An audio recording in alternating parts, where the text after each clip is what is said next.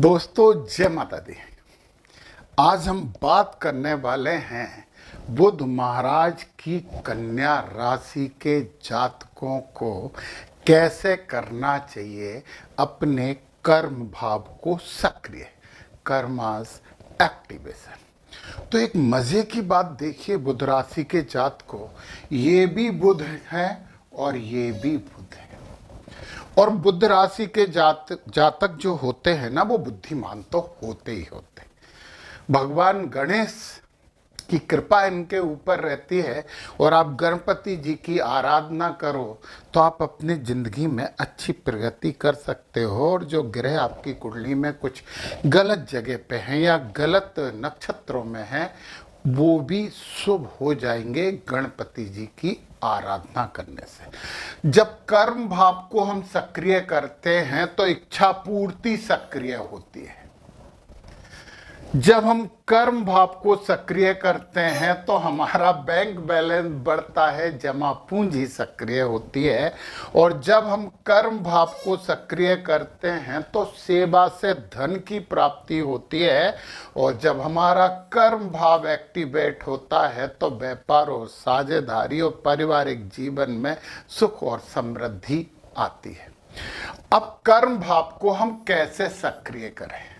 सबसे पहली बात, ये जो मिथुन राशि है ना, इस राशि में समस्या क्या है कि मन स्थिर नहीं रहता है, परिवर्तनशील रहता है, जल्दी हम बोर हो जाते हैं। गणपति जी की ध्यान और आराधना करिए, मन को स्थिर करने की कोशिश करिए तो आपको निश्चित ही शुभता मिलेगी। तो पहला जो पॉइंट है वो अपने मन को स्थिर करना है, बोर नहीं होना है और जो अपनी विचारधारा है उस पर दृढ़ रहना है। दूसरी बात, लग्न भी बुध की है और लग्न का प्रभाव क्या है कि हम बहुत ज्यादा आलोचनात्मक हो जाते हैं, हम लोगों को क्रिटिसाइज ज्यादा करते हैं। ये बंद करेंगे तो 6 और 3 का जो अभिन्न संबंध है वो संबंध रिजिड, दृढ़ हो जाएगा और आप बहुत अच्छा कर पाएंगे।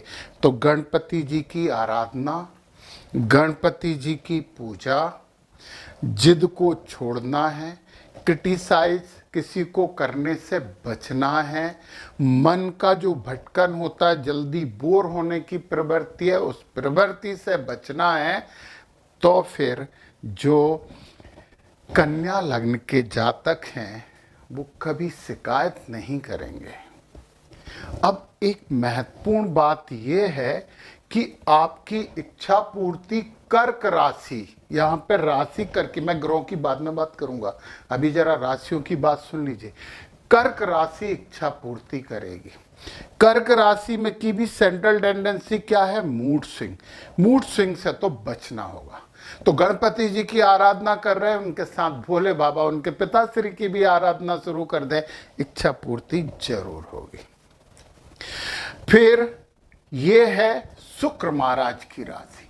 अब एक बहुत महत्वपूर्ण बात बताऊं कि बुध और शुक्र का जो संयोजन होता है ना, उसे लक्ष्मी नारायण योग कहते हैं। तो देखिए, मन में विचार अच्छे रखिए, है ना। और माता लक्ष्मी को आप शुक्रवार के दिन खीर का भोग लगाते रहिए तो जमा पूंजी भी बढ़ेगी। अच्छा, यहां पे आ रही है शनि महाराज की कर्म राशि। बुध जो राशि के जातक होते हैं ना, वो बुद्धिमान होते हैं, बहुत बुद्धिमान होते हैं, परंतु कर्मठता की कहीं ना कहीं थोड़ी सी कमी महसूस होती है। तो सेवा से धन चाहिए तो कर्मठ आपको होना पड़ेगा। और व्यापार और साझेदारी में तो आपको गुरु महाराज का ज्ञान भी चाहिए। अब ध्यान से सुनिए, बुध महाराज भी ज्ञानी है, बुद्धि है, गुरु महाराज का तो ज्ञान के ही ग्रह हैं। तो फिर इन दोनों में अंतर क्या है? बुध की बुद्धि हमारे लिए काम आती है, गुरु का ज्ञान दूसरों के लिए काम आता है।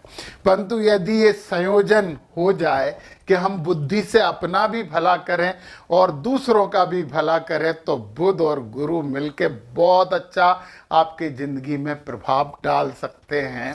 अब जरा सबसे पहले यहाँ पे देख लें कि यहाँ पे कोई भी ग्रह नहीं है, तो आपको देखना होगा कि बुध महाराज कहां बैठे हैं, बुध कहां बैठे हैं, ये देखना पड़ेगा। तो परंतु एक बात पहले ये सुन लें कि यदि बुध ही यहां बैठे हैं तो फिर तो सोने में सुहागा है।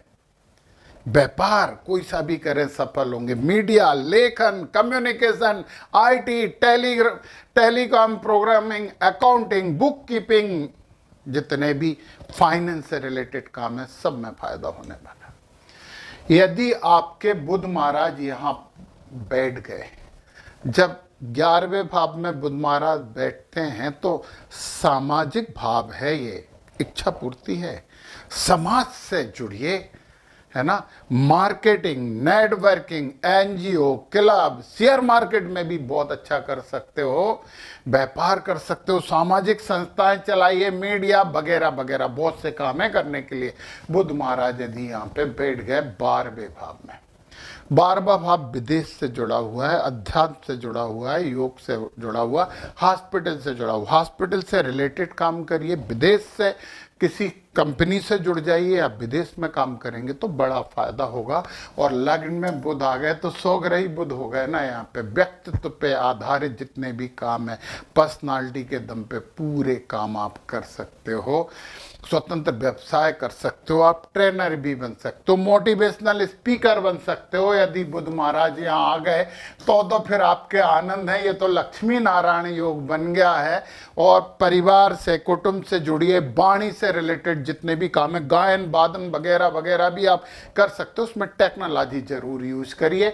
बुध महाराज यहाँ पे आ गए, यदि इसमें बैठे हैं, मंगल से बहुत अच्छे संबंध बुध के नहीं होते, परंतु पराक्रम में व्यापार होगा तो स्वार्थ से बचिए तो अच्छा करोगे। और यदि बुध यहाँ बैठ गए सुख भाव में, सुख भाव में ठीक होते हैं बुध, तो अपनी मातृभूमि जहाँ जन्म स्थान है वहां से जुड़ के काम करेंगे तो बहुत अच्छा होगा। यहाँ बुध हो गए तो फिर तो शिक्षा बहुत अच्छी होने वाली है। और जितनी भी टेक्निकल जो शिक्षाएं हैं, कंप्यूटर से जुड़ी हुई, सीए वगैरह की भी आप बहुत अच्छी तैयारी कर सकते हो। कॉमर्स बड़ा शुभ होता है। यहाँ पे यदि बुध आ गए तो सेवा का भाव है, सेवा करिए, नौकरी की तैयारी करिए, आप बहुत अच्छे अकाउंटिंग से रिलेटेड काम कर सकते हैं। मतलब जितने भी पैसों से रिलेटेड काम कंपनी में होते हैं वो आपके लिए बड़े उचित हैं। और यदि बुध आपके कहाँ आ गए, बुध आपके 7th हाउस में आ गए तो फिर आप एक अच्छे व्यापारी बनेंगे। ज्ञान और बुद्धि दोनों का यूज करिए। और बुध महाराज यदि 8वें भाव में आ गए तो गूढ़ विद्याएं, एस्ट्रोलॉजी और वास्तुशास्त्र वगैरह बहुत अच्छी है। जो ऑकल्ट साइंस है वो आपके लिए है। और इंश्योरेंस सेक्टर से जुड़ने से आप बहुत फायदा ले सकते हो। और भाग्य में बुध आ गए तो थोड़ी सी मेहनत करिए, क्योंकि ये शुक्र की राशि है, इसलिए यहाँ पे आपको दिक्कत ज़्यादा नहीं है। तो भाग्य में बुध आ गए तो फिर धार्मिक संस्थान से जुड़ना पड़ेगा आपको। पता है, धर्म गुरु बन सकते हैं, पंडित जी बन सकते हैं, आप ट्रेवल, पर्यटन, विदेश व्यापार वगैरह कर सकते हैं। तो ये तो बात हो गई बुध महाराज की। जब बुध की बात हो गई, अब हम देखें कि यदि हमारे कर्म भाव में यानी 10वें भाव में कोई दूसरा ग्रह बैठा है, यदि यहां सूर्य महाराज बैठ गए तो सरकार प्रशासन में आपकी बड़ी जगह है। आप सरकारी कामों का ठेकेदारी वगैरह भी कर सकते हो, सरकार से जुड़कर कोई बिजनेस करिए और नेतृत्व भी आप कर सकते हो। नेतृत्व क्षमता आप में आ जाएगी, बुद्धि तो है ही आप में। यदि हम मंगल बैठ गया तो सेना, police, engineering, real estate, army वगैरह वगैरह और जितनी भी टेक्नोलॉजी से रिलेटेड काम है कर सकते। तो मंगल तो आनंद ही दे देंगे। यदि बुध तो मैं बात कर ही चुका हूँ। यदि यहाँ पे गुरु बैठ गए तो फिर एजुकेशन में जाइए, बैंकिंग सेक्टर आपके लिए अच्छा है, आप बहुत अच्छे सलाहकार हो सकते हैं, धर्म से रिलेटेड काम आप कर सकते हैं, एजुकेशन से जुड़ के आप काम कर सकते हैं। और शनि बैठ गए तो उद्योग धंधा करिए, कुछ उद्योग स्थापित कर लीजिए, प्रशासनिक सेवा में भी आपके चांस बढ़ जाएंगे।